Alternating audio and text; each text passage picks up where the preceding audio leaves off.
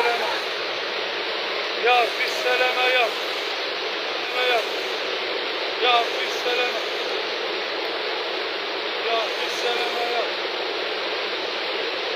يا ربي السلامة، يا ربي. شهد مركز مولاي إبراهيم فيضانات عارمة خلفت خسائر مادية مهمة تمثلت على الخصوص في جرف عدد من السيارات وغمر عدد من المنازل بدوار أكني على الخصوص، كما تسببت الفيضانات المذكورة في شل حركة السير بين مراكش وجماعة مولاي إبراهيم.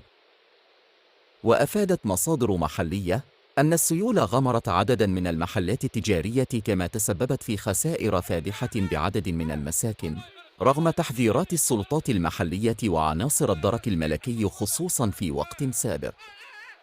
يا ربي السلامة، يا ربي، يا ربي.